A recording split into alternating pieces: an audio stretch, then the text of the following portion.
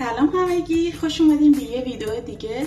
توی این ویدیو میخوام با 3 تا میوه خیلی دم دستی یه اسموتی خیلی خفن و لاکچری بهتون آموزش بدم که ظاهرش دقیقاً مثل اسموتی های خیلی خفن کافه های لاکچریه که میریم. پس از دستش ندین و همراه من باشین.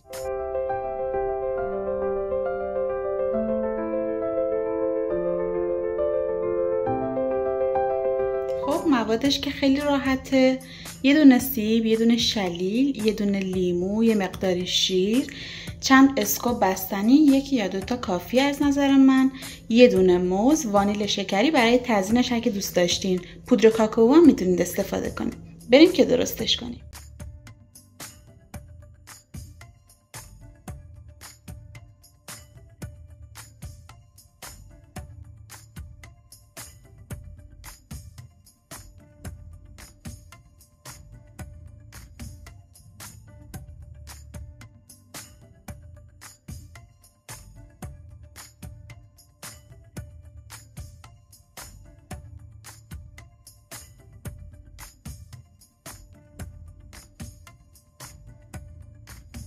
خب حالا سیبمون رو با چند قطره لیمو و یک کمی یخ توی بلندر میریزیم.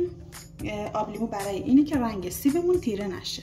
خب سیبمون رو به همراه چند قطره لیمو و مقدار یخ بلندش میکنیم.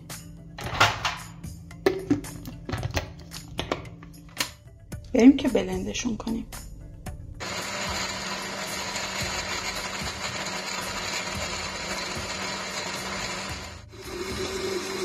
این مرحله رو می‌ریزیم داخل ظرفی که میخوایم سروش کنیم.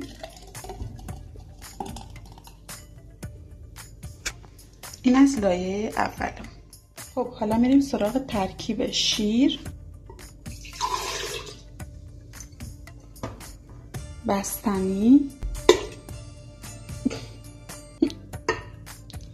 ببخشید،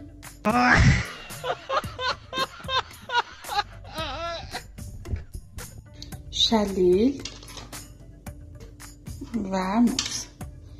ببین اینا خودشون به تنهایی یه دسر کامل میشن. خب بریم که میکسشون کنیم.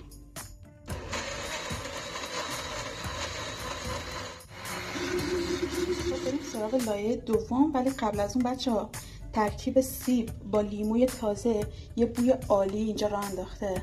لایه دوم که نگم بهتون، ترکیب بستنی وانیلی و موز و شلیل فوق‌العاده شده.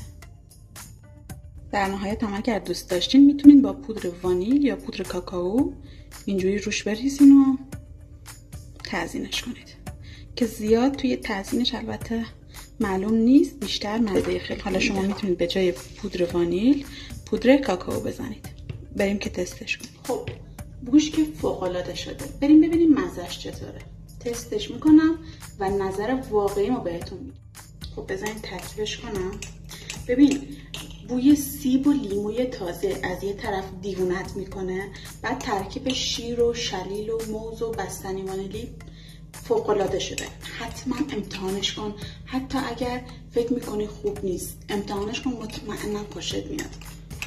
خب من کامل اینو ترکیب کردم. بافتش هم یه بافت کرم مانند این شکلیه که هر چقدر شیرتون کمتر باشه این بافتش کرمی تره و سفت‌تره. بریم تستش کنیم ببینیم الان چطور شد.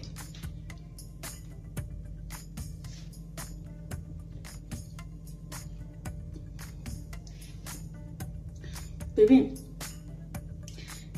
مزه همه رو میتونید یکی داخلش حس کنی، ولی ترکیبشون یه بافت عالی شده. یه مزه تازگی میده، در این حال مزه بستنی میده، ولی انگار یه بستنی میوه‌ای هم نمیدونم چطور بهتون بگم. یه مزه فوق‌العاده است. حتما باید خودتون امتحانش کنید که متوجه بشین چجوریه. یه حس بهشتی میده. ببین اولش حس میکردم همون چند قطره لیمو هم اگه داخل شیر و بستنی ترکیب بشه مزه خوبی نده. خب ولی کاملا برعکس شد. یعنی تمام باور من نسبت به اون چیزی که میکرد.